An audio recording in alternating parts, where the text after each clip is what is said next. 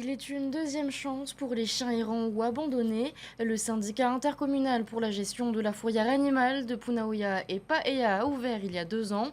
Depuis, l'équipe veille au bon état de santé des chiens et tente de leur trouver un nouveau foyer.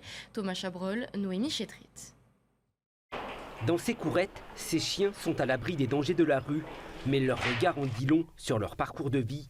Certains de ces animaux sont très craintifs.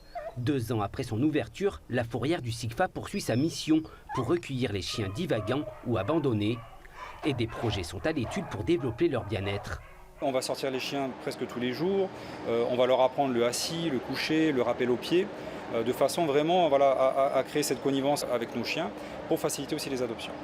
Donc là maintenant on travaille sur un projet de créer une aire de jeu pour les chiens avec un parcours d'obstacles, à l'instar de ce qui se fait en club canin, pour aller un peu plus loin dans l'éducation canine. Voilà. La réglementation de la fourrière impose un suivi régulier de leur état de santé. Entre la pesée et d'autres soins, l'équipe veille à redonner aux animaux une confiance envers les humains. Dans ces courettes, l'attente peut s'avérer longue. Certains chiens ont été recueillis depuis plusieurs mois. La journée mondiale du chien prévue le 28 septembre à la mairie de Punaouia sera l'occasion pour le SICFA de défendre la cause animale. On va essayer quand même de mettre en avant nos chiens par des photos, de belles vidéos également. Les statuts de notre fourrière nous permet pas de déplacer les chiens qui sont au chenil pour aller dans les jardins de la mairie tout simplement. La fourrière n'est pas un refuge, mais rien n'empêche les équipes d'améliorer les conditions d'accueil.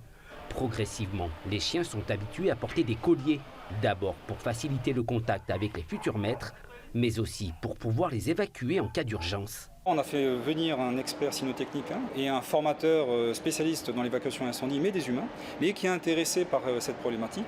Donc on va fabriquer ensemble un moyen d'évacuer les chiens en cas d'incendie ou en cas de sinistre quel qu'il soit. Le SICFA veut devenir un acteur du débat public en faveur de la condition animale. Quand des chiens sont bien gérés dans leur foyer, ils sont moins enclins à créer des problèmes dans la rue.